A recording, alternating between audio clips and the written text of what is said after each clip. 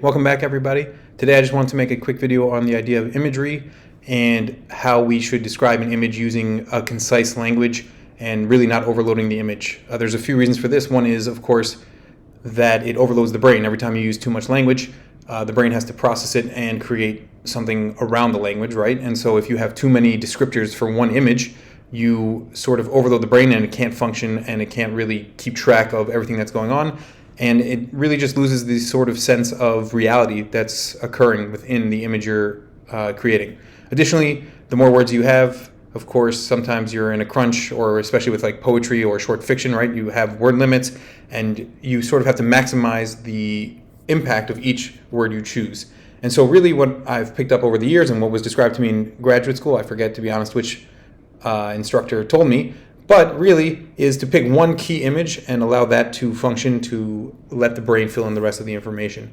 And so here are two examples that I wanted to display around a bike that somebody is borrowing, and to show you how those images sort of change the more descriptors you use. And I think happens to be the shorter one is better, and in general the rule would be that it's better, but of course if you feel differently, feel free to leave a comment down below, and perhaps even write your own to demonstrate why you think more descriptors might be better. But here in this case I'm going to read both and I'll sort of explain why I think the first one, the shorter one, is more powerful. So here we go.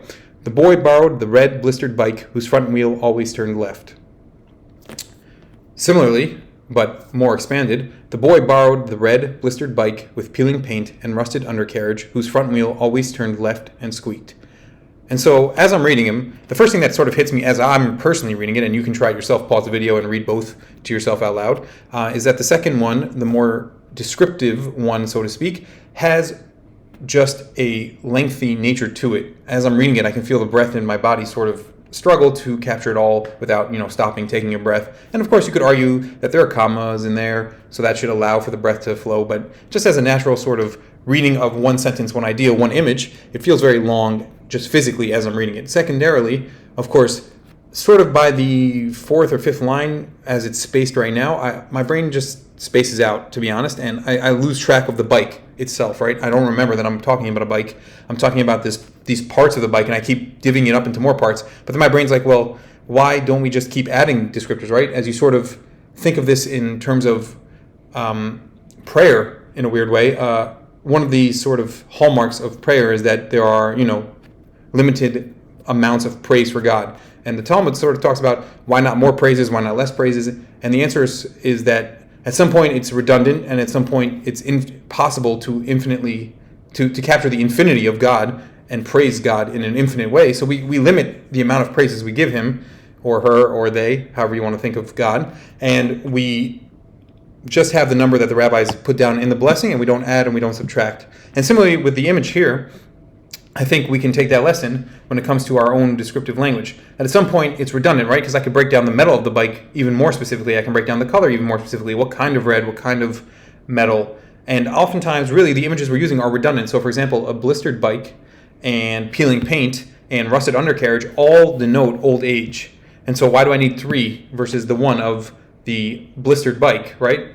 I have the color, the red. So the red suffices for color. The blistered bike suffices for the old age of the bike. And the front wheel who always turns left is not only old, it's broken, right?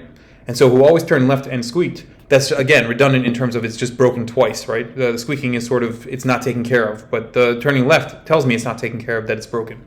And so today, the prompt, I think, should be take one image, one thing, and describe it at least 15 to 20 different ways. Then narrow down to 1 to 2 ways, the best 2 ways that you think capture that image.